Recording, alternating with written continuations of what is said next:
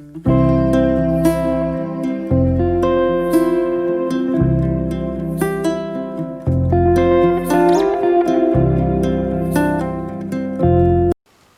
tout le monde, c'est Ophélie. Aujourd'hui on se retrouve dans une nouvelle vidéo où je vais vous donner mon avis sur le manga Nova 1. Donc c'est écrit par Kali et c'est publié chez les éditions H2T. Et donc du coup ce livre je l'ai beaucoup aimé, ça frôle le coup de cœur.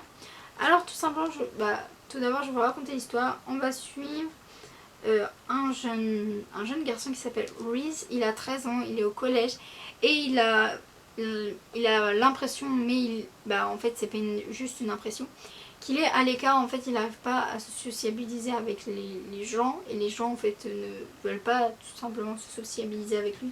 Il a l'impression de gravité, c'est ça qui avait réussi à capter mon attention. Il a l'impression que toutes les planètes tournent sur le même soleil, que lui il tourne, mais que voilà, c'est un peu bizarre, je sais pas trop comment expliquer, mais en tout cas il est très seul au collège et ça, au début c'est vraiment triste à regarder.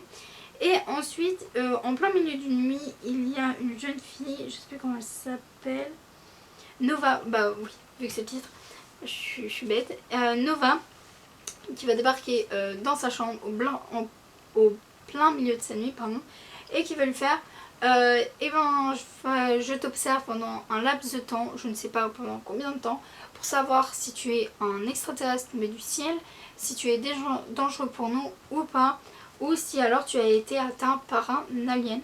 Donc du coup on va suivre cette fille un peu particulière qui vient d'une... donc les parasites extraterrestres s'appellent des EKSA, donc EKSAA. Et elle est là pour détruire ces EXA. Et en fait on apprend au fur et à mesure qu'en fait c'est des petites particules qui viennent se loger à l'intérieur de vous et qui vous rendent violent, négatif, méchant. Et franchement c'était vraiment trop bien à lire. On ne sait pas vraiment l'histoire de Nova.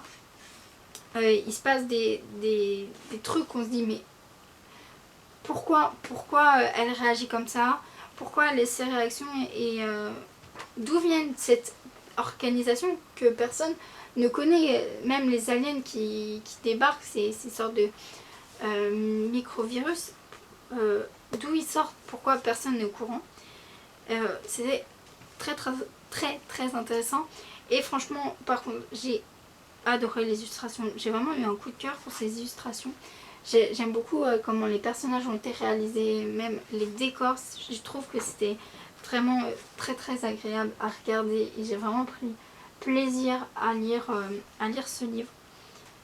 Donc voilà, j'ai hâte que les tomes sortent. Je pense que c'est à chaque série comme ça, mais là franchement les 2 derniers mangas que j'ai lus, j'ai vraiment très hâte que les suites sortent, parce que en fait ils nous lâchent des petits détails que j'en suis sûre qu'on voit pas du tout.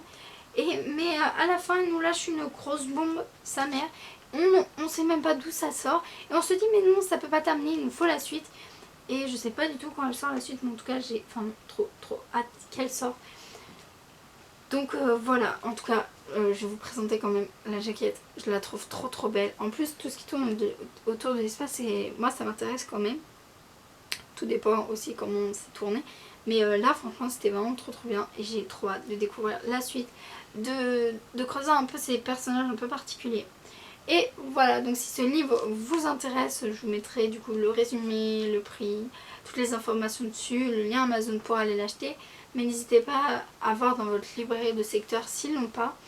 N'hésitez pas à me dire si vous l'avez commandé et que du coup vous l'attendez, si vous l'avez lu, si c'est pas du tout ce genre de manga qui vous intéresse, ou alors si vous n'avez pas aimé.